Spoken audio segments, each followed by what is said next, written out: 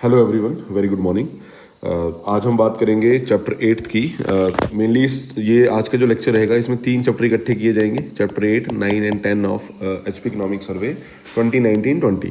तो अभी शुरुआत करते हैं चैप्टर 8 से, that is water resource management and environment. इसमें मेनली जो भी वाटर से रिलेटेड एक्टिविटीज़ होंगी, चाहे पीने के पानी के लिए कोई अभियान है, चाहे सफाई के लिए कोई अभियान है, या पर्यावरण को बचाने के लिए कोई अभियान है। जैसे हिमाचल ने बीच बीच में कैंपेन शुरू की थी, पॉलीथीन हटाओ पर्यावरण बचाओ, या स्वच्छता ही सेवा जो एक नेशन वाइड कैंपेन है। ऐसी जो भी एक्टिविटीज़ होंगी वो सब इसमें डिस्कस किया जाएगा। चाहे यहाँ पे इरिगेशन प्रोजेक्ट है, मीडियम है, माइनर है, मेजर है, उन सब के बारे में यहाँ पे इस लेक्चर में जो है डिस्कस किया जाएगा। तो शुरुआत करते हैं। सबसे पहला मिशन वाटर रिसोर्सेज से अगर संबंधित समझे तो दैट इज जल जीवन मिशन। देखो, जल जीवन मिशन की जो टैगलाइन है दैट इज हर घर जल। तो इस टैगलाइन से ही आपको क्लियर हो जाना चाहिए, जल जीवन मिशन यानी कि हर घर जल, कि हर घर को, जितने भी हाउस होल्ड हैं यहाँ पे, सब तक एक फंक्शनल टैब प्रोवाइड करनी है। House hold functional tab, functional house hold tab connection जो है FHTC, ये सरकार का सपना है ये, और नेशनल गवर्नमेंट का, गवर्नमेंट ऑफ इंडिया का ये मिशन है। तो हिमाचल प्रदेश में भी लागू है, पूरे देश में ही ये लागू है। तो इस मिशन के तहत जो है हर घर में जो है एक फंक्शनल टैप होनी चाहिए, और मेनली रूरल एरिया में, क्योंकि अर्बन एरिया में तो है ही हर घर में एक फंक्शनल टैप, लेकिन रूरल एरिया में नहीं है। तो 2024 तक हर घर में जो है वो एक पानी का कनेक्शन होना चाहिए। और फिर ये आगे तो जरूरी नहीं है कि 327 स्कीम्स हैं और इतने 1000 करोड़ जो है इसके लिए आवंटन हुए हैं। देन ये किसके अंडर आता है ये mission? Department of drinking water and sanitation, ministry of जल शक्ति। तो मिनिस्ट्री ऑफ जल शक्ति जो है इसके अंडर एक डिपार्टमेंट है, department of drinking water and sanitation. तो वो इसको रेगुलेट करती है। अब हिमाचल का अगर इसमें एचपी का सिनेरियो देखें तो इसमें 13,48,841 इतने हाउस होल्ड हैं। इनमें लगभग 7,88,832 इतने घरों को जो एक फंक्शनल टैप है या पानी का कनेक्शन है वो मिल चुका है। और अगर ओवरऑल परसेंटेज की बात करें तो ये आपको एग्जाम में आ सकता है कि कितने % लोगों का यहाँ पे फंक्शनल टैप है। ये दिसंबर 2019 तक का डेटा है, 58.48%, और नेशनल एवरेज से कहीं बेहतर है, क्योंकि नेशनल एवरेज देखें तो 18.51% ही है। तो उससे तो कहीं ज़्यादा, मतलब 3 गुना आप बोल सकते हैं कि 3 टाइम्स से भी ज़्यादा जो है वो यहाँ पे हर घर में फंक्शनल टैप का कनेक्शन है। अब धीरे धीरे इसको बढ़ाने की ज़रूरत है, 100% तक लाने की ज़रूरत है। नेक्स्ट है हैंड पंप प्रोग्राम। अब जैसे जल जीवन मिशन में एक फंक्शनल टैप होनी चाहिए, तो हैंड पंप मिशन में जो हैंड पंप प्रोग्राम है, नाम से ही क्लियर है कि जो ऐसे एरियाज हैं जहाँ पे वाटर स्कैरिसिटी रहती है, खास करके गर्मियों के दिनों में, तो वहाँ पे जो है हैंड पंप वो प्रोवाइड करवाए जाएँ या लगवाए जाएँ। अब यहाँ का डेटा हिमाचल का कि 39,157 इतने हैंड पंप जो है मार्च 2019 तक ये इंस्टॉल हो चुके हैं स्टेट में। और जो 2019-20 था इसमें भी 263 जो है नवंबर 2019 तक प्रोवाइड हो चुके थे। सिर्फ इस साल का देखें तो 2019-20 का तब तक का डेटा इसमें लिया गया, और ओवरऑल देखें तो 39,000 के आसपास। ये हुए 2 प्रोग्राम, एक जल शक्ति मिशन, हर घर जल जिसकी टैगलाइन है, और नेक्स्ट है हैंड पंप प्रोग्राम। अब बात करते हैं इरिगेशन की, सिंचाई की। अब इरिगेशन आपको पता है ये बहुत जुड़ी है, क्योंकि हमारे जो देश है, जो इंडिया है, वो मोस्टली तो रेनफेड पे डिपेंड करता है। हम मॉनसून की मर्जी पे डिपेंड करते हैं कि अगर मॉनसून अच्छा होगा तो फसलें अच्छी होंगी, और मॉनसून अच्छा नहीं होगा तो फसलें तबाह हो जाएंगी। खास करके 2 फसलें, जैसे मैं राबी और खरीफ की अगर बात करूँ, राबी और खरीफ फसल की, तो खरीफ के लिए तो मेनली हम मॉनसून पे ही डिपेंड करते हैं कि मॉनसून बढ़िया होगा तो खरीफ की फसल अच्छी होगी। और राबी जो फसल है उसके लिए हम बारिश पे ही डिपेंड करते हैं, लेकिन बारिश कौन सी लाती है? मॉनसून नहीं लाते हैं, उसको वेस्टर्न डिस्टर्बेंसेस लाते हैं।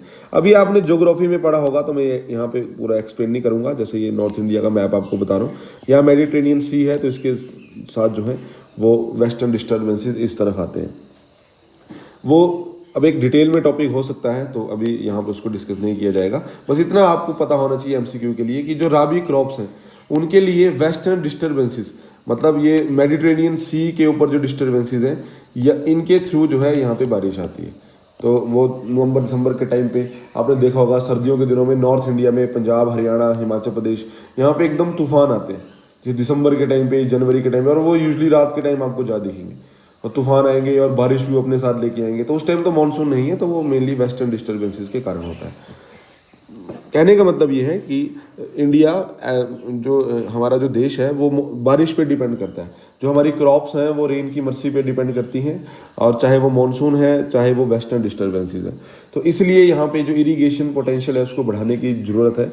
तो हिमाचल प्रदेश की भी बात करें तो टोटल जो यहाँ पे एरिया है 55.67 लाख हेक्टेयर्स, इसमें 5.83 लाख हेक्टेयर जो है ये नेट एरिया सोन है, जो सही मायने में बोया गया है, तो नेट एरिया सोन है। और इसमें भी अगर 5.83 लाख हेक्टेयर में जो पोटेंशियल की बात करेंगे, कितने में हम इरिगेशन के थ्रू जो है वो सिंचाई, मतलब जो इरिगेशन एक्टिविटीज़ के थ्रू जो है या आर्टिफिशियल एक्टिविटी के थ्रू जो है वहाँ पे ये पानी प्रोवाइड कर सकते हैं, चाहे कैनाल बना के या ट्यूबवेल लगा के, कोई भी ऐसा तरीका जो इरिगेशन का एक तरीका रहता है। तो इसमें 3.35 लाख हेक्टेयर का जो एरिया है इस 5.83 लाख से, उसमें वो इरिगेशन पोटेंशियल तक हो सकता है, इरिगेशन जो है इतने एरिया में हो सकती है।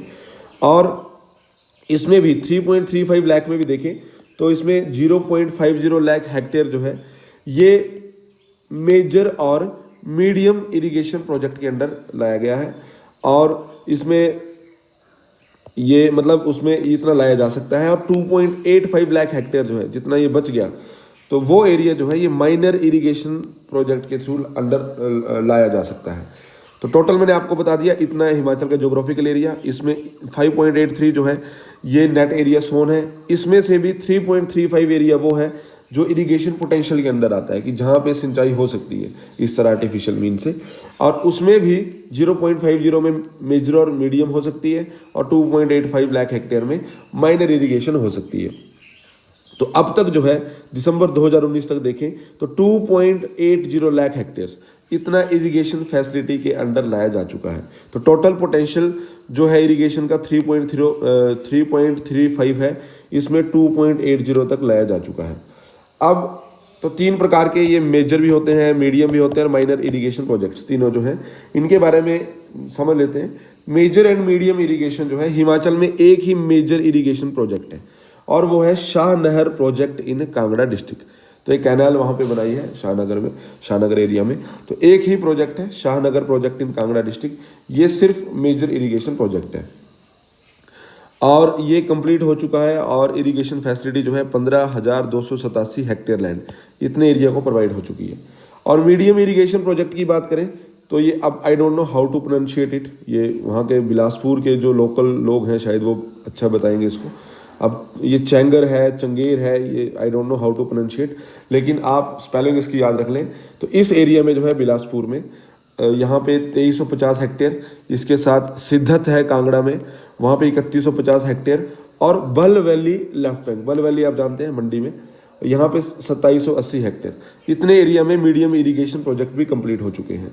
देन अगर एट प्रेजेंट, ये तो कंप्लीट हो चुके हैं, और एट प्रेजेंट मीडियम इरिगेशन की बात करेंगे तो कहाँ पे वो मतलब अंडर प्रोग्रेस है।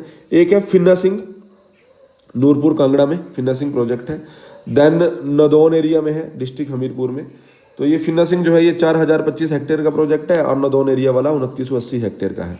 ये दोनों ही प्रोजेक्ट जो है अंडर प्रोग्रेस है। तो ये सारे, अब आपको एग्जाम में क्वेश्चन बन सकता है कि सिद्धत कांगड़ा में जो इरिगेशन प्रोजेक्ट है वो कैसा है, मेजर है, मीडियम है, माइनर है। तो ये चैंगर या चंगेर जो भी बोलेंगे, या बल valley left bank, सिद्धत Kangra, Phinna Singh और नदौन, ये सब मीडियम इरिगेशन है। और मेजर इरिगेशन एक ही है, शाहनगर प्रोजेक्ट कांगड़ा में। देन अब कई जगह तो फ्लड भी ज़्यादा आ जाता है, तो जैसे स्वान रिवर आपको पता है, उसको सोर ऑफ ऊना बोलते हैं। तो इसमें work of channelization of Swan phase 4, तो ये ऊना में इसकी फेज 4 चल रही है स्वान रिवर में। And I don't know how to pronunciate, फिर से ये, अब ये कौंच खड्ड, लोकली इसको कुछ भी बोल सकते हैं, क्योंकि लोकल प्रोनाउंसिएशन जो है लोकल स्थानीय लोग ही बता सकते हैं। कौंच खड्ड कांगड़ा में, ये दोनों ही प्रोग्रेस में है। एक तो स्वान रिवर ऊना में और दूसरा कौंच खड्ड कांगड़ा। यहाँ पे फ्लड कंट्रोल वर्क वगैरह जो है, जैसे चेक डैम और इस तरह की एक्टिविटीज़ करना, ये अंडर प्रोग्रेस है। नेक्स्ट, अब ये तो हो गया वाटर से रिलेटेड। अब आता है इन्वायरमेंट साइंस एंड टेक्नोलॉजी। इसमें प्लास्टिक वेस्ट मैनेजमेंट। सबसे पहले तो देखो, सबसे बड़ी जो समस्या है, जो नॉन बायोडिग्रेडेबल वेस्ट है, जो प्लास्टिक है, कई सदियों तक जो है ये ख़त्म नहीं होता है। जब तक इसको प्रॉपर उस तरह से डिस्पोज ना करें, बर्न करें या कुछ करें, और उसमें भी फिर पोल्यूशन होता है अगर आप बर्न भी करेंगे तो। और हिमाचल सरकार ने इवन 2009 में ही, जब भाजपा सरकार यहाँ पे थी, उस टाइम से ही प्लास्टिक में बैन लगा दिया था। लेकिन इम्प्लीमेंटेशन इश्यूज रहते हैं, ये आपके मेंस में भी पॉइंट बनेंगे। देखो ये जो टॉपिक है, ये मेंस में भी आपको इससे कुछ की पॉइंट निकलेंगे, जैसे गुड गवर्नेंस वगैरह में, कि हिमाचल सरकार क्या कर रही है इसको इन्वायरमेंट को बचाने के लिए और एक पब्लिक में अवेयरनेस क्रिएट करने के लिए। तो टाइम टाइम पे कैंपेन ऑर्गेनाइज की जाती है। आप ये फोटो में देख ही रहे हैं, ये रिज मैदान शिमला का फोटो है। तो कितने सारे यूथ और जो वॉलंटियर्स हैं वहाँ इकट्ठे हुए हैं, और इस तरह पॉलीथीन हटाओ, पर्यावरण बचाओ, अब ये पॉलीथीन उन्मूलन सप्ताह, ये सब जो है सेलिब्रेट कर रहे हैं। तो इससे संबंधित इसको समझा जाएगा। तो कहने का मतलब ये है कि जो नॉन बायोडिग्रेडेबल वेस्ट है प्लास्टिक, ये बहुत बड़ी चुनौती है अब दुनिया के लिए ही। तो इसको ख़त्म करना जो है बहुत जरूरी है। हिमाचल सरकार ने ऑलरेडी कई कैंपेन चलाई हैं, लेकिन फिर भी जो है कई चीज़ों में प्लास्टिक वो बंद करना मुश्किल है। जैसे दूध का जो पैकेट आता है, या इस तरह लेज या कुरकुरे का कोई पैकेट आता है, तो उसमें फिर बंद करना मुश्किल है, क्योंकि वो पैकेड आइटम है। तो वो प्रॉपर प्लास्टिक में बंद नहीं करेंगे तो फिर वो उनकी जो अंदर जो एयर फिल की जाती है वो उसके रिलीज होने का खतरा रहता है। और वो कोई ऐसा मैकेनिज्म भी नहीं है कि अगर प्लास्टिक में नहीं डालेंगे तो उसको फिर किस में डाल के देंगे। तो कई जगह तो प्लास्टिक यूज़ करना अब एक नेसेसिटी भी हो गया है। तो कहने का मतलब ये है कि जो भी प्लास्टिक यूज़ किया जाता है उसको उसके बाद सेफली डिस्पोज किया जाना चाहिए। अब जनता तो इतना, अभी वो टाइम बहुत दूर है कि लोग इतने अवेयर होंगे जो खुद इस चीज़ का ध्यान रखेंगे। तो सरकार ने अलग से इंसेंटिव दिए हैं, जैसे रैग पिकर होते हैं जो घर घर जाके कूड़ा इकट्ठा करते हैं, उनको भी अलग से इंसेंटिव दिए हैं कि आप जो है इस प्लास्टिक वेस्ट को अलग ही सेग्रीगेट कीजिए और आप हमें देंगे तो हम इतने रुपए के हिसाब से आपसे खरीदेंगे। तो सरकार ने ऐसी कई कैंपेन यहाँ पे चलाई है, जिससे उन रैग पिकर्स के लिए भी अच्छा रोजगार रहेगा, उनको भी जो है अच्छे इंसेंटिव मिलेंगे, और ये कूड़ा जो है वो भी इकट्ठा हो जाएगा। उन लोगों को भी लगेगा कि हमें इंसेंटिव मिल रहे हैं, तो वो भी ज़्यादा से ज़्यादा ऐसा प्लास्टिक जो है ढूंढ के लाएंगे और आगे म्यूनिसिपैलिटी में उसको डिपॉजिट करवाएंगे, ताकि उसको फिर रीयूज़ हो सके। तो इसमें समझ लेते हैं एक दो जो यहाँ पे प्लास्टिक वेस्ट मैनेजमेंट के लिए जो कैंपेन है। एक तो हिमाचल सरकार ने काफ़ी कैंपेन ऑर्गेनाइज की हैं, जैसे पॉलीथीन हटाओ, पर्यावरण बचाओ, और स्वच्छता ही सेवा। देखो ये स्वच्छता ही सेवा जो है, ये तो नेशन वाइड कैंपेन है। ये तो प्रधानमंत्री नरेंद्र मोदी जो है इसको पिछले 2-3 सालों से चला रहे हैं। जब भी महात्मा गांधी का जन्मदिन आता है, जैसे 2 अक्टूबर, उससे कुछ दिन पहले ये कैंपेन शुरू कर दी जाती है, स्वच्छता ही सेवा। और 2 तारीख को तो बहुत बड़ा एक श्रमदान आयोजित किया जाता है, 2019 में भी किया गया, कि सारे लोग जो है वो एकदम से घरों के बाहर आएंगे और कूड़ा वगैरह इकट्ठा करेंगे। तो स्वच्छता ही सेवा तो वो कैंपेन है। नीचे आपको डिटेल मिल जाएगी, नीचे लिखी गई है। मेन है पॉलीथीन हटाओ, पर्यावरण बचाओ। देखो पहले हिमाचल सरकार ने ये कैंपेन शुरू की थी, इसमें उतना ज़्यादा फायदा नहीं हुआ। अब ये वाली कैंपेन शुरू कर दी है, buy back policy for non recyclable plastic waste.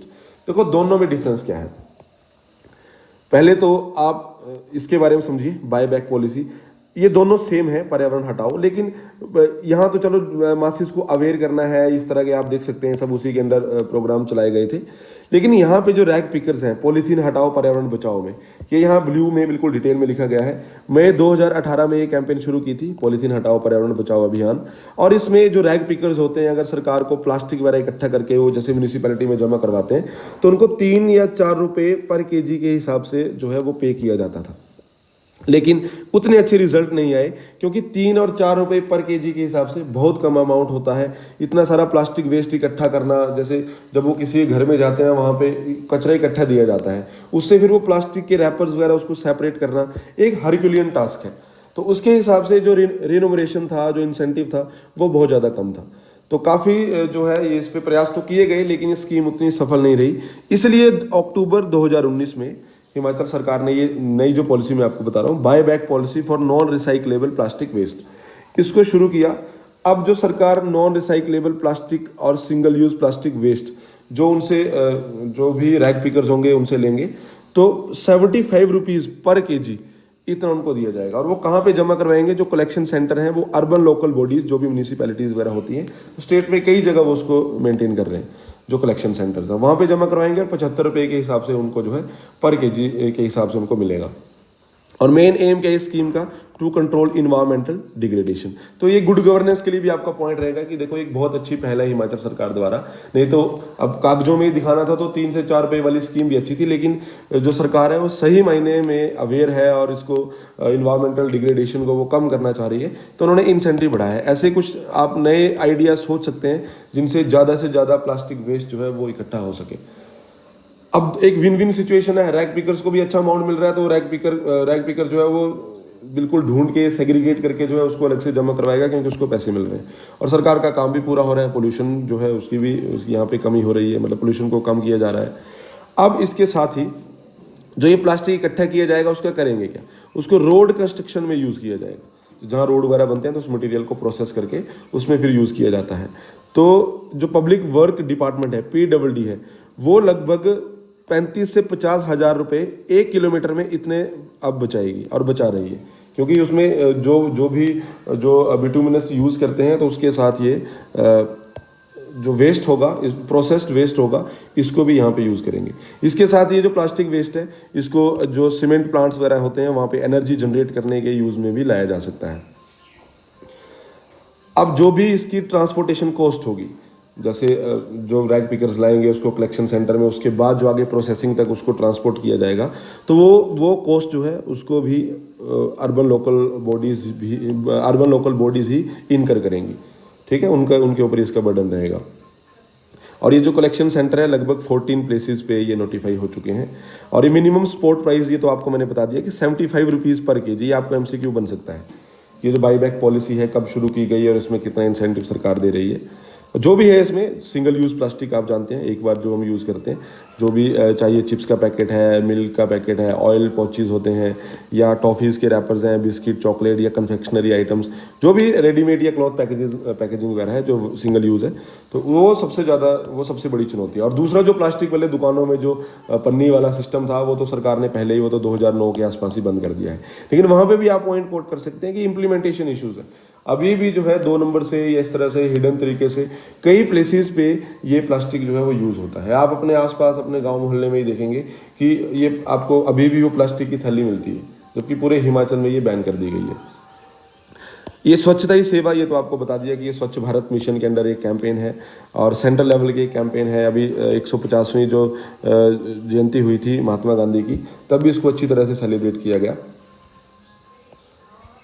तीनों स्कीम्स हमने समझी। अब मैं फिर से यहाँ ऊपर आता हूँ कि ये जो नॉन रिसाइक्लेबल प्लास्टिक वेस्ट है, तो इसमें बहुत सारे जो वॉलंटियर्स हैं, स्टूडेंट हैं, नेहरू युवा केंद्र के लोग हैं, NGOs, ये Panchayati Raj institution, urban local bodies, department, state departments वगैरह, उन सब ने इसमें पार्टिसिपेट किया। और जो भी ये वेस्ट इकट्ठा होगा उसको साइंटिफिकली डिस्पोज ऑफ किया जाएगा रोड कंस्ट्रक्शन वगैरह में, या फिर इसको RDF के रूप में यूज़ किया जाएगा। RDF क्या होता है? Refuse derived fuel. और ये कंबस्टिबल कंपोनेंट से लिया जाता है इंडस्ट्री में जब इसको प्रोसेस करते हैं, और इंडस्ट्रियल लैंग्वेज में इसको म्यूनिसिपल सॉलिड वेस्ट बोलते हैं, जिसको हम नॉर्मली जो हाउस होल्ड वेस्ट है, ये उसकी बात हो रही है, जो भी कंबस्टिबल वेस्ट होता है। तो ये 3-4 पॉइंट हुए इन्वायरमेंट से संबंधित। नेक्स्ट इसमें समझते हैं, ये हिमाचल सरकार ने, ये मैंने आपको पहले ही बताया कि जो प्लास्टिक को यूज़ करना या उसको इधर उधर फेंकना, वो भी सरकार ने बैन किया है। और जो भी प्लास्टिक के पहले प्लास्टिक के जो डिस्पोजेबल प्लेट्स या गिलास आते थे, या थर्मोकोल की कटलरी, अब वो भी बैन है। अब आपको यहाँ पे दुकानों में जब भी जाएंगे तो आपको कागज़ वाले गिलास दिखेंगे, जो भी जूस वाले गिलास होते हैं तो वो कागज़ के दिखेंगे। ये थर्मोकोल और प्लास्टिक, ये दोनों ही बैन कर दिए गए हैं। और इतना फाइन भी सरकार ने 2019-20 में इकट्ठा किया है, 1603 वायलेटर से, इतने लोगों ने उल्लंघन किया और उनसे जो है इतना जो पैसे हैं वो भी सरकार ने वसूले फाइन के रूप में। साथ ही स्टेट गवर्नमेंट जो है ये ऑनलाइन मैकेनिज्म, ऑनलाइन भी मॉनिटर कर रही है, डे टू डे मॉनिटर कर रही है सॉलिड वेस्ट जनरेशन। जब भी कोई कलेक्शन सेंटर में ये सॉलिड वेस्ट इकट्ठा होता है या उसको डिस्पोज ऑफ किया जाता है, तो उसका पूरा ऑनलाइन डेटा जो है वो मेंटेन किया जाता है, और स्टेट गवर्नमेंट उसको मॉनिटर भी करती है, पूरा हिसाब किताब रखती है कि कितना कलेक्शन हो रही है, कितना आगे जो है वो प्रोसेस हो रहा है। तो ये था मेनली इसके बारे में जो 2-3 स्कीम्स हमने समझी। अब बात करते हैं state knowledge cell on climate change. ये जो नॉलेज सेल है ये मेनली नेशनल गवर्नमेंट की मदद से, मतलब कि जो सेंट्रल लेवल पे department of environment science and technology है गवर्नमेंट ऑफ इंडिया के अंडर, उसका भी कंट्रीब्यूशन है। साथ में department of environment science and technology Himachal Pradesh की जो डिपार्टमेंट है, इन दोनों के कोलैबोरेशन से HP में ये जो स्टेट नॉलेज सेल है क्लाइमेट चेंज के ऊपर, इसका गठन किया गया है। और किस मिशन के तहत, ये आपको पता होना चाहिए, under national mission for sustaining Himalayan ecosystem, NMSHE mission जो है ये फुल फॉर्म वगैरह भी आपको क्लियर होनी चाहिए। इस मिशन के अंडर अब आप आइडिया लगा सकते हैं सस्टेनिंग हिमालयन इकोसिस्टम। तो हिमालयन एरिया में जो भी आ जाएगा, चाहे हिमाचल है उत्तराखंड है, तो उस मिशन के तहत जो है यहाँ पे क्लाइमेट चेंज को बचाना है या क्लाइमेट चेंज को रोकना है। तो हिमाचल की साइंस इन्वायरमेंट, ये environment science and technology department भी है और उसमें मदद कर रही है केंद्र की environment science and technology department. और इसमें जो है कहाँ पे ये असेसमेंट कर रहे हैं, क्लाइमेट चेंज वल्नरेबिलिटी असेसमेंट। अब एक नॉलेज सेल है तो इसका काम यही है, उसको असेसमेंट करना कहाँ पे पर्यावरण के लिए नुकसान हो रहा है। तो climate change vulnerability assessment is being undertaken for Beas river basin. इस पे जो है वो असेसमेंट की जा रही है और किस किस डिस्ट्रिक्ट को कवर कर रहे हैं, कुल्लू, मंडी, हमीरपुर, कांगड़ा, जहाँ जहाँ से ब्यास गुजरती है। और कम से कम 9,258 गाँव, इनको ये जितना ये 4 डिस्ट्रिक्ट में कवर करता है। और पंचायत की बात करें तो 1200 से ज़्यादा पंचायत इसमें आती हैं। तो इसमें ये क्लाइमेट चेंज वल्नरेबिलिटी असेसमेंट हो रही है कि उनकी वहाँ एक्टिविटीज़ कैसी हैं, क्लाइमेट को क्या उससे प्रभाव पड़ेगा। तो ये काम है state knowledge cell on climate change. बस आपको ये आइडिया होना चाहिए किसके अंडर है, ये NMSHE इसके अंडर आता है। बाकी ये तो याद ही रहेगा कि केंद्र और हिमाचल की जो इन्वायरमेंट डिपार्टमेंट है उसके वो उनकी कोलैबोरेशन से ये हुआ है। अब नेक्स्ट है implementation of project sanctioned under. अब ये आप जानते हैं नेशनल लेवल पे एक फंड है, national adaptation fund climate change, NAFCC, full form is very important. तो इसके तहत जो है ये कौन कौन से प्रोजेक्ट यहाँ पे जो प्रोजेक्ट सैंक्शन हुए हैं वो कौन कौन से इंप्लीमेंट हो रहे हैं। एक तो जो ड्रॉट प्रोन एरियाज हैं यहाँ पे हिमाचल में 3 डेवलपमेंट ब्लॉक, सिरमौर एरिया के 3 डेवलपमेंट ब्लॉक में ड्रॉट प्रोन एरियाज हैं। तो वहाँ पे 20,000 करोड़ की मदद से ये वहाँ पे इस फंड की मदद से जो है ये प्रोजेक्ट चला रहे हैं और 5 सालों में ये इंप्लीमेंट होंगे। तो जो भी वहाँ पे ड्रॉट के लिए जो भी काम करने होंगे तो ये फंड वहाँ पे यूज़ किया जाएगा। नेक्स्ट है 20.49 करोड़ इतने का प्रोजेक्ट प्रपोजल है। ये जो racial global outburst and flood risk in Parvati valley, तो दूसरा पार्वती वैली से संबंधित है, ये आपको क्लियर होना है।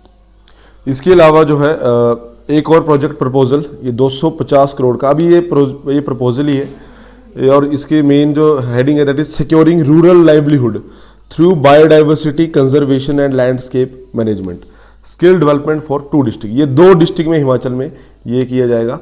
अब देखो जो भी बायोडाइवर्सिटी कंजर्वेशन के लिए प्रोजेक्ट होते हैं तो उनसे रूरल लाइवलीहुड जो है वो भी मिलता है। फॉर एग्जांपल कुछ भी, चाहे एक चेक डैम भी, अगर एक चेक डैम ही बन रहा है, मान लो उससे सॉइल इरोजन वगैरह ना हो तो उसमें भी तो रूरल लाइवलीहुड जो है वो जनरेट होता है। ऐसी कोई भी एक्टिविटीज़ होंगी तो वो उससे रूरल लाइवलीहुड भी क्रिएट किया जाएगा और साथ में बायोडाइवर्सिटी कंजर्वेशन और लैंडस्केप मैनेजमेंट ये काम भी किया जाएगा। तो 2 डिस्ट्रिक्ट जो है इसके लिए चुनी जाएंगी। अभी डिक्लेयर नहीं है कि कौन सी दो डिस्ट्रिक्ट चुनेंगे, लेकिन इतने का वो प्रोजेक्ट प्रपोजल है। ये सरकार ने अप्रूव कर दिया है, जो DEA हम बोलते हैं, department of economic affairs, government of India.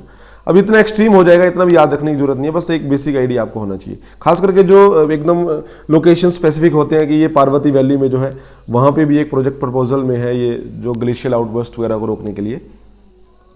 Next बात करते हैं state level environment leadership award.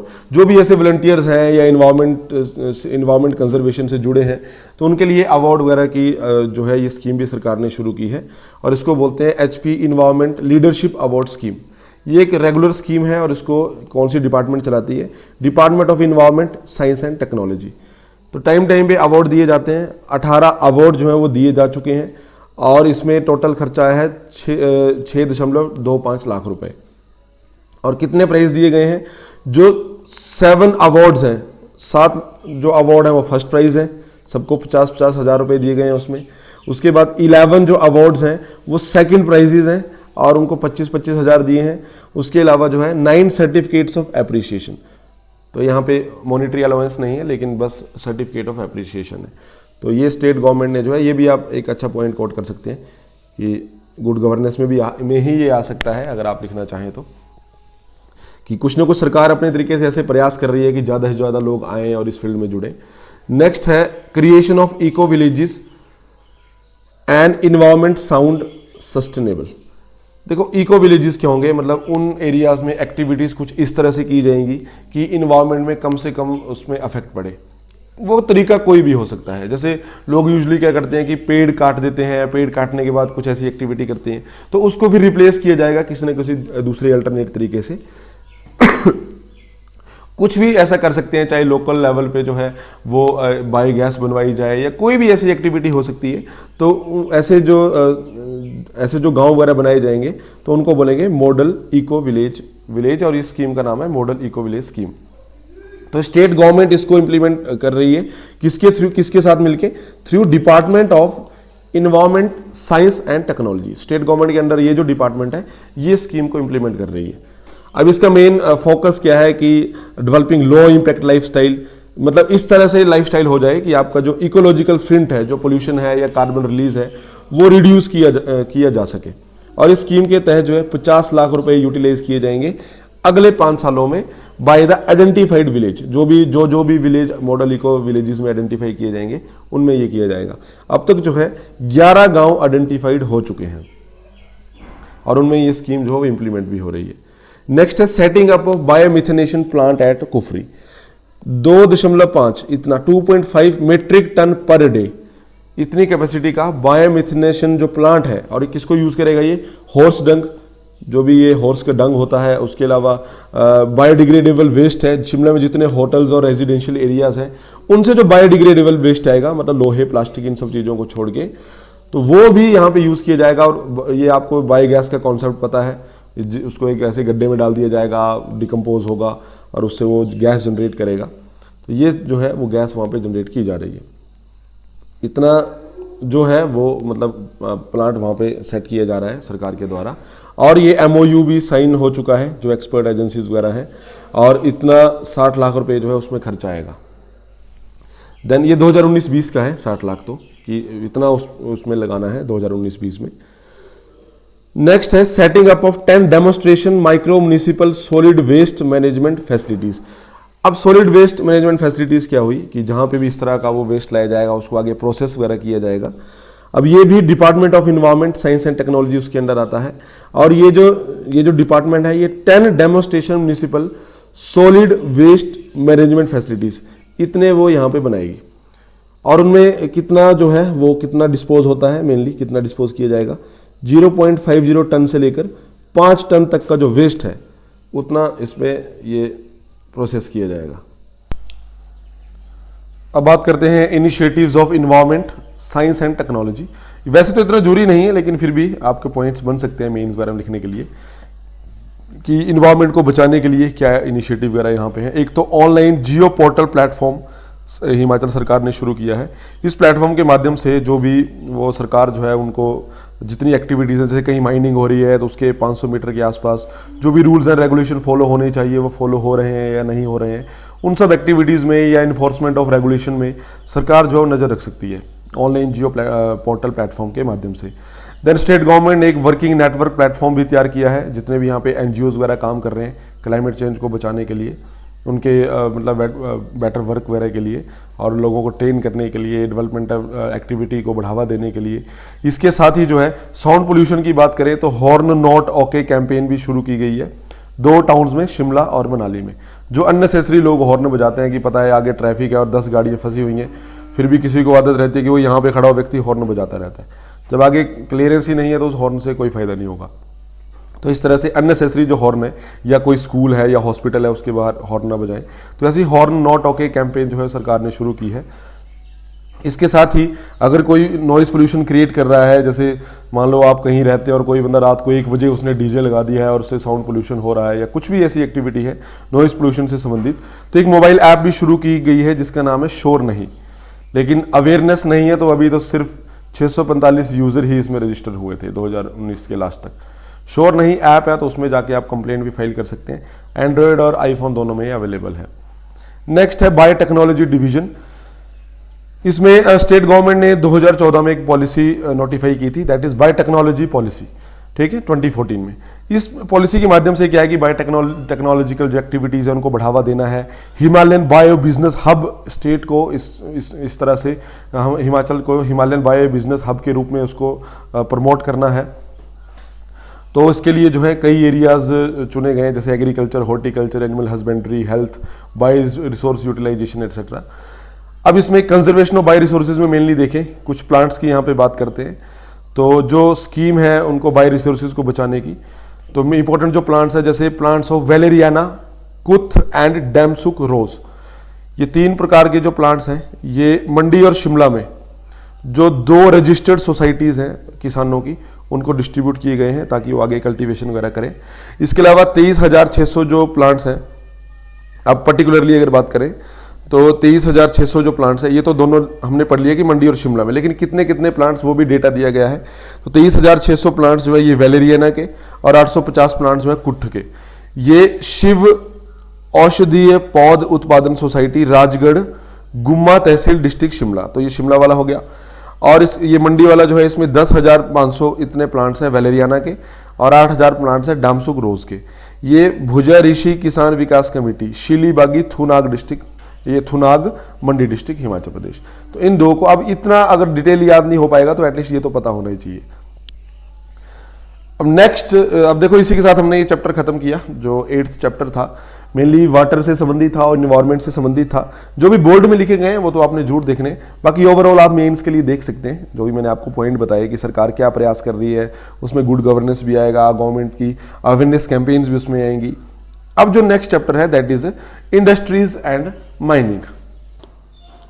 Industries जो है लगभग 30% कंट्रीब्यूट करती हैं स्टेट के total gross value added product में। जो GVA रहता है उसमें 30% कंट्रीब्यूशन रहता है इंडस्ट्रियल सेक्टर का। और पिछले कई सालों में, खास करके जो लास्ट 2 डिकेड्स रही हैं, ये 2001 से 10 वाली और 11 से 20 वाली, इसमें काफ़ी प्रोग्रेस हिमाचल ने की है इंडस्ट्रियलाइजेशन के क्षेत्र में।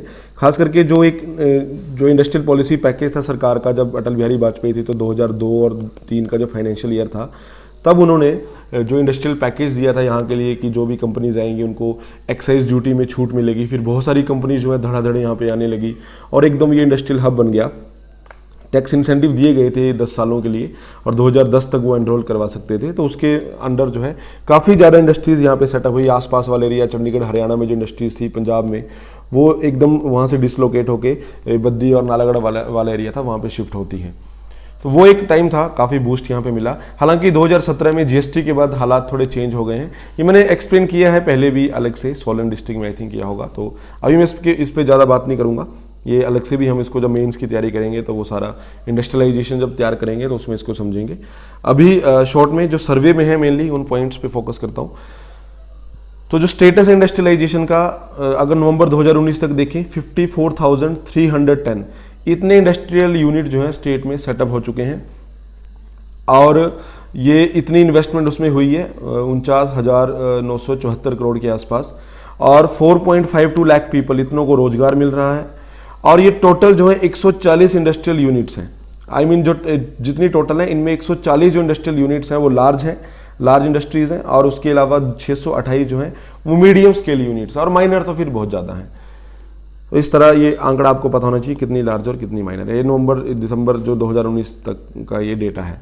अब ट्रेंड्स की अगर बात समझे तो देखो, मैन्युफैक्चरिंग 2014-15 में 26.69 था मैन्युफैक्चरिंग सेक्टर से का जो शेयर था, तो ये इंक्रीजिंग ऑर्डर में था।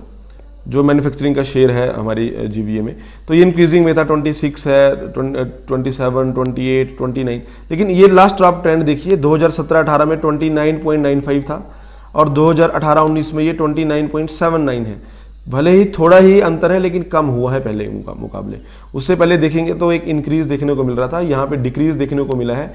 तो ये आपको हो सकता है कि MCQ बना दें यहाँ से कि 2018-19 में 17-18 के मुकाबले मैन्युफैक्चरिंग सेक्टर में वृद्धि हुई है या कमी हुई है, तो ये डिक्रीज हुआ है इसमें, ठीक है। तो 29.95 यहाँ है, 29.79 यहाँ पे है। देन माइनिंग एंड क्वायरिंग की बात करें, ये तो घटता ही जा रहा है, बीच में बढ़ा था लेकिन फिर से अब घट ही रहा है। 0.33, फिर 0.32, फिर एकदम 0.64 हो गया था, अब लगातार 2 सालों से कम हो रहा है। तो माइनिंग और क्वेरिंग क्यों कम हो रही है? क्योंकि अब जैसे जैसे जो है वो माफिया सिस्टम खत्म हो रहा है, गवर्नमेंट ज़्यादा अवेयर हो रही है और ये इलीगल माइनिंग वगैरह एक्टिविटीज़ को चेक किया जा रहा है। बहुत सारे ऑनलाइन पोर्टल्स हैं जिनके माध्यम से नज़र रखी जाती है, वहाँ पे प्रॉपर अपडेशन रहती है, या फाइल कंप्लेनिंग के इस तरह काफ़ी सिस्टम सरकार ने शुरू किए हैं। मेन जो इलीगल माइनिंग है या इलीगल क्वेरिंग है उसको सरकार चेक कर रही है, उसकी वजह से जो है यहाँ पे माइनिंग और क्वेरिंग में जो शेयर है वो डिक्रीजिंग ऑर्डर में है। देन कुछ जो नए इंडस्ट्रियल एरियाज या स्टेट्स बन रहे हैं उनकी बात कर लेते हैं। अब पूरी डिटेल आपको इन याद रखनी है कि कितना खर्चा और कितना कहाँ चैनलाइजेशन हो रही है। मेन एरिया पता होना चाहिए, चनौर कोई जगह है कांगड़ा में, तो वहाँ पे भी इंडस्ट्रियल एरिया जो है इट इज़ कमिंग अप। ठीक है, और लैंड वगैरह उसके लिए ट्रांसफर कर दिए, कितना खर्चा है सब यहाँ पे लिखा है। मेनली तो चन्नौ और कांगड़ा में इंडस्ट्रियल स्टेट बन रही है। नेक्स्ट है इंडस्ट्रियल इन्वेस्टमेंट।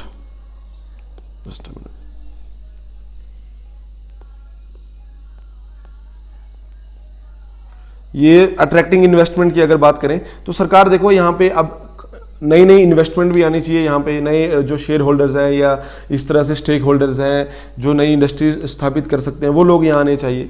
इसके लिए सरकार ने क्या प्रयास किए हैं, ये ग्लोबल इन्वेस्टर मीट, ये मैं आपको शायद जो 3rd चैप्टर जब करवाया था उसमें डिटेल में बताया है।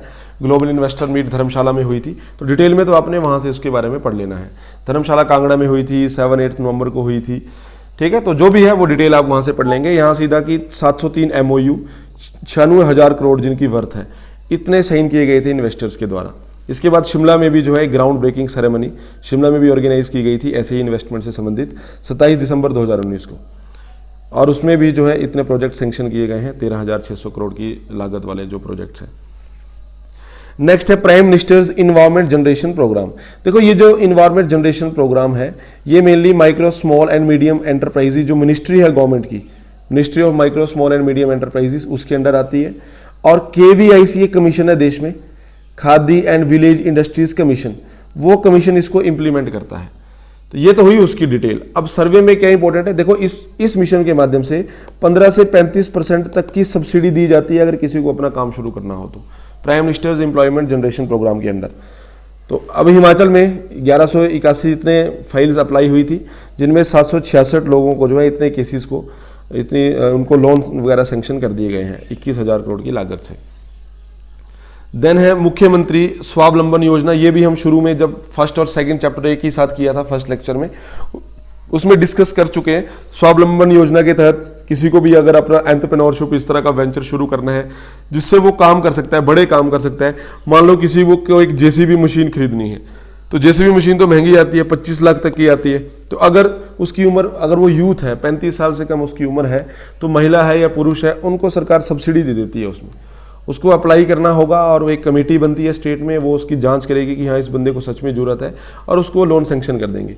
सब्सिडाइज्ड अमाउंट होता है, मतलब पहले तो बंदे को अपना ही पैसा खर्चना होगा, बाद में जब वो पूरे, जैसे एक JCB बंदा कोई किस्त में लेता है, लोन में लेता है, और उसकी पूरी जब इंस्टॉलमेंट जब उसकी भर देगा 2 या 3 साल में, उसके बाद उसको वो पैसे मिल जाएंगे। मान लो कि एक JCB 25 लाख की आती है और उसको 6 लाख की उसमें सब्सिडी मिल रही है, अगर 30% भी देखें तो 19 लाख वो बंदा जब पूरा पे कर देगा तो उसके 6 लाख अपने आप माफ हो जाएंगे, क्योंकि वो सरकार पे कर देती है।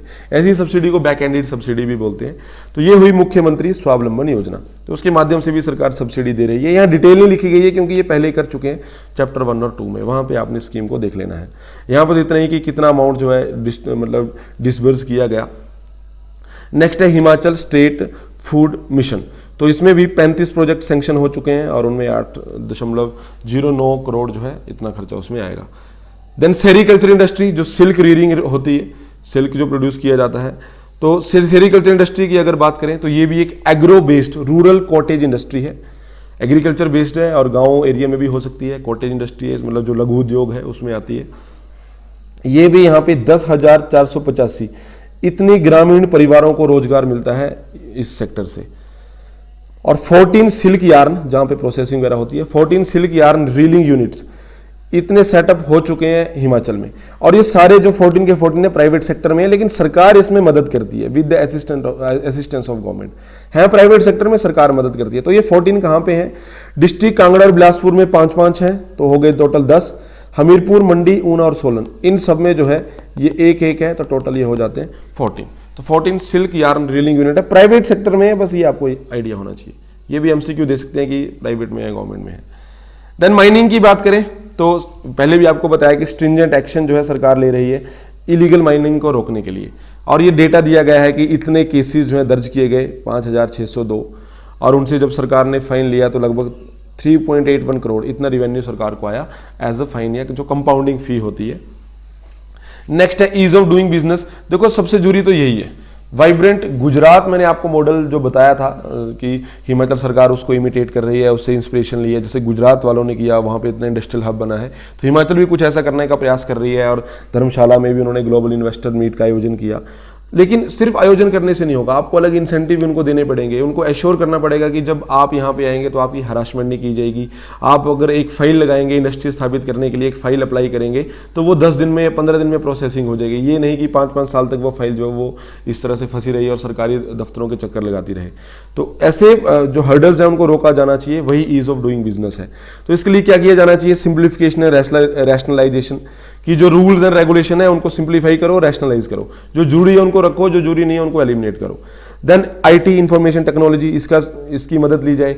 मेनली जो क्लियरेंसेस वगैरह है वो सब ऑनलाइन हो, ऑनलाइन पोर्टल हो, ऑनलाइन बंदा अप्लाई करे, दफ्तरों के चक्कर ना उसे लगाने पड़े। सिंगल विंडो पोर्टल हो, ये नहीं कि एक इंडस्ट्री स्थापित करनी है तो उसके लिए क्लाइमेट के लिए अलग से पोर्टल है, लैंड के लिए अलग से पोर्टल है, अलग अलग जगह की 20 मिनिस्ट्रीज उसको क्लियरेंस लेनी पड़ेगी। तो सिंगल विंडो पोर्टल होना चाहिए कि एक बंदे को अगर इस तरह से इन्वेस्टमेंट करनी है तो एक सिंगल विंडो पोर्टल होना चाहिए, वहीं से वो सबके लिए अप्लाई कर दे। और साथ में स्ट्रिक्ट टाइमलाइंस, एक स्ट्रिक्ट टाइमलाइन होनी चाहिए कि एक बंदे ने एप्लीकेशन फाइल की है इंडस्ट्री लगाने के लिए या किसी भी क्लियरेंस के लिए तो 30 दिन में या 35 दिन में एक टाइमलाइन डिसाइड होनी चाहिए, उसमें वो असेसमेंट हो और उसको जो है रिप्लाई मिल जाए। ये नहीं कि वो बंदा 3-3, 4-4 साल वो वेट करता रहे कि क्लियरेंस होगी या नहीं होगी। और जब फाइलों के दफ्तरों में चक्कर लगते हैं और बंदे खुद वहाँ पे जाते हैं तो वहाँ पे इसका घपले का भी चांस रहता है, जो भी हेरा फेरी होती है, ब्राइबिंग होती है। जब ह्यूमन टू ह्यूमन कांटेक्ट होगा तभी ब्राइबिंग के चांस होंगे। अगर ऑनलाइन सब कुछ होगा तो ब्राइबिंग का कोई इसमें खतरा ही नहीं है। इसमें लास्ट में दिया गया है कि हिमाचल प्रदेश जो है it has been ranked as number 1 state among fast moving states. तो जो फास्ट मूविंग स्टेट्स में देखें तो हिमाचल नंबर 1 पे है। ये हुए 8th और 9th चैप्टर। अब नेक्स्ट बात करते हैं 10th चैप्टर की, that is labour and employment.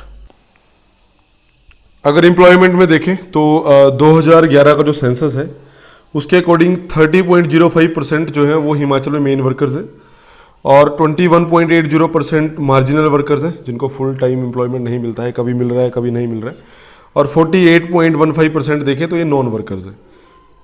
और जो टोटल वर्कर्स हैं भी अगर मेन और मार्जिनल को मिला दें इनको तो इनका जो आगे 57% है, ओवरऑल का नहीं, ओवरऑल तो ये मिला के 100 हो गया, लेकिन अगर इनका 30 और 21 का मिला के अगर 51 का देखें तो इसमें अंदर अगर देखें तो इसका 57.93, तो जो टोटल वर्कर हुए उनका 57.93% जो है वो कल्टीवेटर्स हैं, एग्रीकल्चर सेक्टर में है। और 4.92 जो है वो एग्रीकल्चरल लेबरर्स हैं जिनकी अपनी ज़मीन तो नहीं है लेकिन किसी के यहाँ इस तरह से लेबर का काम कर रहे हैं। 1.65 जो है वो हाउस होल्ड इंडस्ट्री में है और 35.50 जो है ये अदर एक्टिविटीज़ में है। अब अदर्स में फिर कुछ भी हो सकती है, चाहे वो इंडस्ट्री है कोई भी ऐसी एक्टिविटी। इसके अलावा जो है ये एम्प्लॉयमेंट असिस्टेंस, आपको पता है कि जो ऐसे एम्प्लॉयमेंट एक्सचेंजेस वगैरह होती हैं तो उनका एक डेटा अभी इतना जरूरी भी नहीं है लेकिन आइडिया होना चाहिए। 3 जो है रीजनल लेवल की एम्प्लॉयमेंट एक्सचेंजेस हैं, 9 जो है ये डिस्ट्रिक्ट लेवल की हैं, district employment exchanges, 2 university employment information and guidance bureaus हैं और 64 सब एम्प्लॉयमेंट एक्सचेंजेस। इसके अलावा 1 स्पेशल एम्प्लॉयमेंट एक्सचेंज है जो फिजिकली इस तरह स्पेशली एबल्ड के लिए हम बोल सकते हैं, और एक जो है वो सेंट्रल एम्प्लॉयमेंट सेल है। डेटा थोड़ा बहुत आपको आइडिया होना चाहिए। टोटल जो है 76 एम्प्लॉयमेंट एक्सचेंजेस हैं, उनमें से जो 76 हैं ये कंप्यूटराइज्ड हो चुकी हैं और 73 जो हैं ये ऑनलाइन है। Then comes minimum wages. तो मिनिमम वेजेस का एक एक्ट है देश में, मिनिमम वेजेस एक्ट 1948। तो इसके अंडर ही हिमाचल सरकार ने भी मिनिमम वेजेस एडवाइजरी बोर्ड इसका गठन किया है। और ये देखो नाम ही एडवाइजरी बोर्ड है, तो स्टेट गवर्नमेंट को टाइम टाइम पे एडवाइज करेगा कि किस तरह से जो सैलरीज हैं वो रिवाइज की जाएं और मिनिमम रेट जो फिक्स किए जाएं। और जो स्टेट गवर्नमेंट है इन्होंने मिनिमम वेज अनस्किल्ड कैटेगरी की बात हो रही है वो हाई करके 225 से ये 250 रुपये कर दिए पर डे के हिसाब से। देन इसी एक्ट के अंदर है ये मिनिमम वेजेस एक्ट 1940। इसमें नरेगा वाला नहीं है, नरेगा की अलग अलग टाइम पे वो सरकार रेगुलेट करती रहती है। देन मेन इसमें देखें तो टोटल एम्प्लॉयमेंट की अगर बात करें पब्लिक सेक्टर में 2,75,000 और प्राइवेट सेक्टर में 1,78,000 और कितनी कितनी इस्टेब्लिशमेंट है वो मेंशन किया गया है। तो इतना जरूरी भी नहीं है ये, अब ऐसा नहीं लगता है कि वो ऐसे एग्जाम में पूछ लेंगे कि कितने लोग जो हैं उनको एम्प्लॉयमेंट है, लेकिन फिर भी एक नज़र मार लेनी है क्योंकि पहले भी ऐसे फैक्चुअल क्वेश्चन पूछे गए हैं HPPSC के द्वारा। नेक्स्ट वोकेशनल गाइडेंस की बात करें तो वोकेशनल ट्रेनिंग मिलना बहुत जरूरी है। और ये जो department of labour and employment है ये वोकेशनल कैरियर या जो वोकेशनल या कैरियर गाइडेंस जो है ये यूथ को प्रोवाइड करती है। तो टाइम टाइम पे जो है ये अभी 2019 तक देखें तो 300 वोकेशनल या कैरियर गाइडेंस कैंप जो है ये ऑर्गेनाइज किए और इसमें 37,384 यूथ्स को जो है उसमें इस तरह से समझाया गया, उनको गाइडेंस दी गई। देन सेंट्रल एम्प्लॉयमेंट सेल, ये सेटअप हुआ है directorate of labour and employment में। जो स्टेट का directorate of labour and employment है वहाँ पे सेंट्रल एम्प्लॉयमेंट सेल इसका गठन भी किया गया है। इस सेंट्रल एम्प्लॉयमेंट सेल ने लगभग 98 कैंपस इंटरव्यू कंडक्ट करवाए हैं और उनमें 1869 कैंडिडेट्स इनकी प्लेसमेंट हुई है और 7 जॉब फेयर भी करवाए हैं जिनमें 2,957 इतने कैंडिडेट्स को उनकी प्लेसमेंट हुई है। ये 2019-20 फाइनेंशियल ईयर की बात हो रही है। Then special employment exchange, special abled person, जो स्पेशल एबल्ड हैं चाहे विजुअली है या फिर हियरिंग है या कोई लोकोमोटर स्पेशली एबल्ड है, तो उनको भी जो है इस तरह से स्पेशल एम्प्लॉयमेंट ट्रेनिंग की जरूरत होती है, तो उनके लिए एक अलग से स्पेशल एम्प्लॉयमेंट एक्सचेंज जो है वो बनाई गई है। और ये जो है ये एक्सचेंज भी directorate of labour and employment में ही है। 1976 में इसका गठन हुआ है। Then employees insurance and provident fund scheme, तो ये आपको पता है एम्प्लॉयमेंट इंश्योरेंस वाली जो स्कीम होती है तो उनमें जो भी मेडिकल खर्चा वगैरह, इसके अलावा पीएफ वगैरह, तो वो कई जगह में ये एम्प्लॉय स्टेट इंश्योरेंस एप्लीकेबल है। अब वो मेंशन किया गया है कहाँ कहाँ है, तो इतना मतलब आपने एक नज़र से मार लेनी है, बाकी इतना जरूरी भी नहीं है। ये पूरा चैप्टर ही जस्ट ऐसे ही है, मतलब इसमें ऐसा कोई कोर फैक्ट नहीं है जहाँ से क्वेश्चन आएगा। शुरू में जो आपको आंकड़े दिए कितने परसेंट जो मेन वर्कर्स हैं वहाँ से क्वेश्चन बन सकता है। Then building and other construction workers, अब ये एक और एक्ट है ये 1996 का, सेसेक इसको एंड सेसेक 1996 इकट्ठा ही है ये। तो इसमें भी जो है बहुत सारी वेलफेयर स्कीम्स वगैरह उनकी बात होती है, चाहे वो जो लोग काम कर रहे हैं उनके लिए मैटरनिटी या पैटर्निटी बेनिफिट हो या डिसेबिलिटी पेंशन हो, रिटायरमेंट पेंशन हो, तो इन सबको भी जो है स्टेट में इस एक्ट के अंडर रेगुलेट किया जा रहा है। देन इसके अलावा ये अब इतना मेंशन है कि इतने लोग जो हैं वो Himachal Pradesh building and other construction worker welfare board ये शिमला में है। तो ये ऐसा क्वेश्चन बन सकता है कि Himachal Pradesh building and other construction workers welfare board कहाँ पे स्थित है, शिमला में स्थित है। ये तो इतना जरूरी नहीं है कितने लोग जो है उनको इससे फायदा पहुंचा है। Then skill development and allowance scheme, इस स्कीम के अंडर अगर देखें तो एक बजटरी जो प्रोविजन है 2019-20 का जो बजटरी प्रोविजन था, जो बजट में अलाउंसेस थे, तो 100 करोड़ रुपए जो है इसके लिए रखे गए थे इस स्कीम के लिए, स्किल डेवलपमेंट अलाउंस स्कीम के लिए। और इस स्कीम के तहत जो है जितने भी एलिजिबल अनएम्प्लॉयड यूथ हैं स्टेट के, तो उनको जो है स्किल अपग्रेडेशन वगैरह प्रोवाइड की जाएगी। इस तरह स्किल्स उनको इम्पार्ट करवाई जाएंगी। अब क्योंकि उस एक बंदे के पास अगर स्किल होंगी, कुछ उसने सीखा होगा, तो उससे एम्प्लॉयबिलिटी भी जनरेट होगी, उसको रोजगार भी मिलेगा। इसमें कितना अलाउंस है, 1000 रुपये का अलाउंस है नॉर्मली तो सबके लिए, और जो फिजिकली या स्पेशली एबल्ड हैं उनके लिए 50% ज़्यादा है, मतलब उनके लिए 1500 हो जाता है महीने का, और लगभग 2 साल तक ये रहेगा जो ड्यूरेशन है स्किल डेवलपमेंट की। ये मैक्सिमम 2 साल है, कुछ काम ऐसा है हो सकता है उनमें 2 महीने में ट्रेनिंग पूरी हो जाए। देन अनएम्प्लॉयमेंट अलाउंस स्कीम, तो ये भी सरकार ने बताया कि अगर आप इस तरह अनएम्प्लॉयमेंट एक्सचेंज में रजिस्टर करवाते हैं, अगर आप उस कैटेगरी में अगर आप एलिजिबल पाए जाते हैं, तो आपको कुछ पीरियड के लिए, सर्टेन ड्यूरेशन के लिए 1000 हर महीने का आपको अनएम्प्लॉयड अलाउंस भी मिलेगा। अनएम्प्लॉयमेंट अलाउंस जो बेरोजगारी भत्ता होता है, या फिर जो स्पेशली एबल्ड हैं उनको 50% मोर मिलेगा, मींस 15,000 पर मंथ। और ये मैक्सिमम 2 पीरियड तक हो सकता है। मैक्सिमम में वो एलिजिबिलिटी डिपेंड करती है, कम भी कर सकते हैं, ज़्यादा भी कर सकते हैं।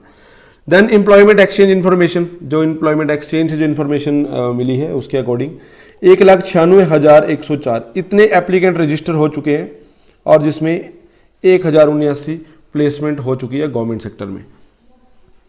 देन नेक्स्ट है हिमाचल प्रदेश कौशल विकास निगम। तो हिमाचल प्रदेश कौशल विकास निगम जो है, इसको क्यों इसकी शुरुआत की गई थी, क्यों इसको इस्टेब्लिश किया गया था, इसका मेन एम है, अब नाम ही कौशल विकास है, मतलब स्किल इंपार्ट करवानी है, to bolster the employable skills and livelihood potential of the state's youth generation. जो 15 से 35 साल के बीच के जो यूथ होंगे उनको एम्प्लॉयमेंट जनरेट करवाने के लिए पहले स्किल्स सिखानी पड़ेगी। तो वो काम जो है HPKVN करेगा, हिमाचल प्रदेश कौशल विकास निगम। और ये हिमाचल में प्राइमरी इंप्लीमेंटिंग एजेंसी है, जो एक प्रोजेक्ट चल रहा है यहाँ पे, Himachal Pradesh skill development project HPSDP। तो जो स्किल डेवलपमेंट प्रोजेक्ट है, तो ये उसके लिए मेन इंप्लीमेंटिंग एजेंसी है। और साथ में ये आपको पता है जैसे स्टेट लेवल में ये है तो नेशनल लेवल पे प्रधानमंत्री कौशल विकास योजना है, तो उसी के तहत ये सब कुछ हो रहा है। तो इसका एम क्या है, वही कॉमन पॉइंट की टेक्निकल और वोकेशनल स्किल जो है यूथ्स में इम्पार्ट करवानी है, और इनका गोल रहेगा कि लगभग 1 लाख जो युवक हैं उनको ट्रेन करना है, चाहे युवक हैं या मतलब मेल हैं या फीमेल हैं। ये 2018 से 22 तक जो है ये टारगेट आपको क्लियर होना चाहिए, ऐसे क्वेश्चन एग्जाम में आ जाते हैं। 1 लाख लोग जो हैं इनको ट्रेन करवाना है, और इससे मिसलेनियस 8-10 पॉइंट आपके पास हमेशा हैंडी होने चाहिए। कभी भी आपको मेंस में क्वेश्चन आता है, और स्किल डेवलपमेंट क्योंकि ये काफ़ी टाइम से चल रहा है, प्रधानमंत्री कौशल विकास योजना, हिमाचल प्रदेश स्टेट ये स्किल डेवलपमेंट प्रोजेक्ट हो गया, या HPKVN हो गया, ये मेन पॉइंट पता होने चाहिए, क्योंकि अगर स्किल डेवलपमेंट में या ऐसे रोजगार से रिलेटेड कोई क्वेश्चन आए तो वो पॉइंट आप वहाँ पे कोट कर सकते हैं। तो मेंस में जो क्वेश्चन आएगा वो इसी तरह आपको अपना आंसर फ्रेम करना पड़ेगा। आपका जो सर्वे का जो डेटा आपके पास होगा, कुछ लाइंस आपके पास हमेशा होंगी जो आपने अच्छे से याद करनी है, कुछ फैक्ट भी याद करने हैं, वही आपको वहाँ पे फ्रेम करके लिखना होता है। ठीक है, डिपेंड करता है कि क्वेश्चन कैसे वहाँ पे पूछा गया है। देन दिसंबर 2016 में 8 सेक्टर्स में जो है ये पायलट ट्रेनिंग प्रोग्राम शुरू किया था, ऐसे चेक करने के लिए कि इसका कुछ फ़ायदा होता है नहीं होता है। देन जो डिपार्टमेंट ऑफ हायर एजुकेशन है DOHE, उन्होंने BVOC शुरू किया था, means bachelor of vocational studies. ये प्रोग्राम इन्होंने शुरू किया था, और ये 12 गवर्नमेंट कॉलेजेस में, स्टेट में जो 12 गवर्नमेंट कॉलेजेस हैं, कुछ गवर्नमेंट कॉलेजेस, तो उनमें एकेडमिक ईयर 2017-18 से ये BVOC प्रोग्राम भी चल रहा है, और वो 12 कॉलेज कौन कौन से हैं वो सब यहाँ पे मेंशन किए गए हैं। अभी जो करंटली है ये किस किस में अवेलेबल है, 2 वोकेशनल स्ट्रीम में। एक तो रिटेल मैनेजमेंट है, रिटेल मैनेजमेंट, और उसके अलावा जो है टूरिज्म एंड हॉस्पिटैलिटी, तो इन दोनों में ये ट्रेनिंग इम्पार्ट करवा रहे हैं। और इसके अलावा जो है प्रधानमंत्री कौशल विकास योजना, तो इसको भी यही HPKVN हिमाचल प्रदेश कौशल विकास निगम यही इसको भी इंप्लीमेंट कर रहा है, और सेकंड स्टेज इसकी चल रही है PMKVY 2.0। ये एक सेंट्रली स्पॉन्सर्ड स्कीम है जिसमें 15 सेक्टर्स को कवर किया गया है, 22 ट्रेनिंग सर्विस प्रोवाइडर्स इसमें हैं।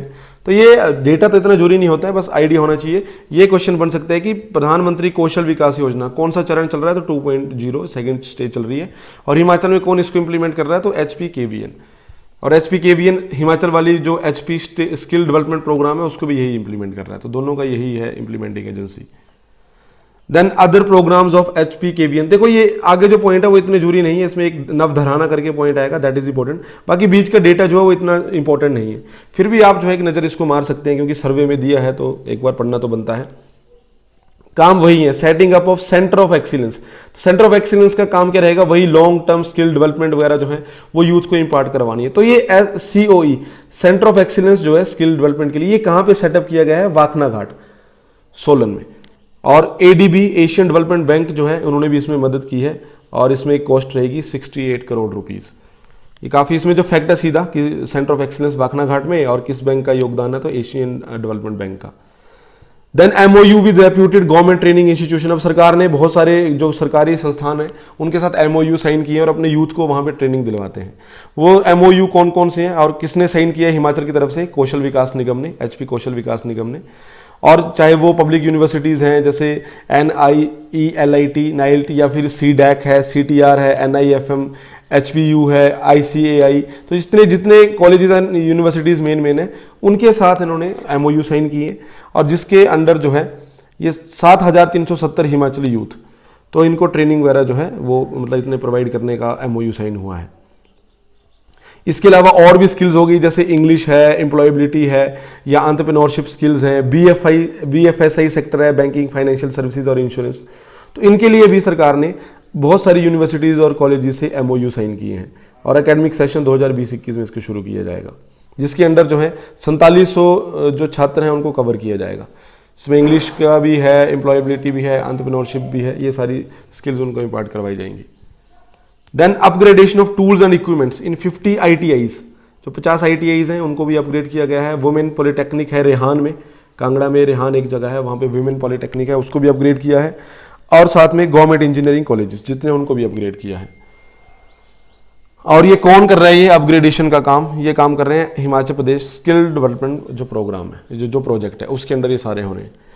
इनमें जो ये 50 ITIs हैं, इन 50 ITIs में जो 23 ट्रेड्स हैं जिनमें ट्रेनिंग दी जाती है, उनका स्टेटस SCVT से, SCVT स्टेट लेवल पे, state council of vocational training, ये स्टेटस इनको अपग्रेड करके NCVT में चेंज कर दिया, means national council of vocational training. और इतने जो स्टूडेंट्स हैं उनको बेनिफिट होगा और कितना लागत इस पे खर्च आएगा वो सब मेंशन किया गया है। Then short term training programme है, बहुत सारे जो गवर्नमेंट ITIs वगैरह हैं उनके माध्यम से भी शॉर्ट टर्म ट्रेनिंग दी जा रही है। अब कितने ITIs में दी जा रही है, 38 ITIs में, और 4500 से ज़्यादा स्टूडेंट इसमें बेनिफिट होने वाले हैं। किस किस सेक्टर में रहेगी, ऑटोमोटिव, ये कंस्ट्रक्शन, प्लम्बिंग, जितने भी हम मेंशन किए हैं, कैपिटल गुड्स है, अपरल है मींस कपड़ा वगैरह, electronics, hardware, beauty and wellness, iron and steel, इन सब में जो है ट्रेनिंग दी जाएगी ताकि बाद में उनके लिए कोई ना कोई रोजगार का अवसर तैयार हो। जैसे कोई इसमें कर लेता है मान लो ब्यूटी एंड वेलनेस में, तो वो अपना ब्यूटी पार्लर खोल सकता है। आयरन एंड स्टील में कर लेता है तो वो वेल्डिंग का काम कर सकता है बाद में। तो इस तरह से जो है यहाँ पे भी ये शॉर्ट टर्म ट्रेनिंग प्रोग्राम्स वगैरह सरकार ने शुरू किए हैं। देन उसके अलावा जो है ग्रेजुएट जॉब ट्रेनिंग प्रोग्राम्स भी हैं। जब जो स्टूडेंट है अपने फाइनल ईयर में होगा ग्रेजुएशन में, तो 13 डिग्री कॉलेजेस में उनके लिए भी इस तरह से बहुत सारे सेक्टर में BFSI, इलेक्ट्रॉनिक, IT, ब्यूटी वगैरह वहाँ पे ट्रेनिंग दी जाएगी। और कितने स्टूडेंट ने कब तक कितने कॉलेजेस में ट्रेनिंग कंप्लीट कर ली है वो मेंशन किया। अब आंकड़े बहुत ज़्यादा हैं तो इतने याद नहीं होंगे, तो मैं ज़्यादा एम्फेसाइज इस पे कर रहा हूँ। जैसे 500 स्टूडेंट जो हैं 5 कॉलेजेस में उन्होंने 2019-20 में अपनी ट्रेनिंग कंप्लीट कर ली है, और अभी 1590 जो हैं वो अंडर प्रोसेस है, मतलब उनकी अभी ट्रेनिंग चल रही है 13 कॉलेजेस में। तो ये डेटा तो इतना ज़्यादा जरूरी नहीं है।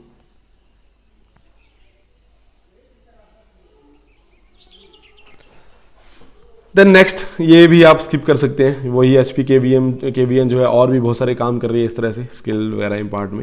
ये नेक्स्ट, ये काफ़ी जरूरी है, livelihood based skill training of person with disability. तो पर्सन विद डिसेबिलिटी जो है या स्पेशल एबिलिटी हम बोल सकते हैं, तो उनके लिए HP कौशल विकास निगम ने नवधराना लॉन्च किया है एक प्रोग्राम। नवधराना ये आपने याद रखना है प्री के लिए, a livelihood based training programme for persons with disabilities for nurturing employment and entrepreneurship. क्योंकि उन लोगों को भी डिपेंडेंट बनाना है, मतलब इस तरह से सेल्फ इंडिपेंडेंट बनाना है, अपने आप पे वो डिपेंड हो सके, सेल्फ डिपेंडेंट बनाना है, तो उसके लिए स्किल्स इम्पार्ट करना बहुत ज़्यादा जरूरी है। तो ये नवधराना करके जो प्रोग्राम है वो सरकार ने शुरू किया है।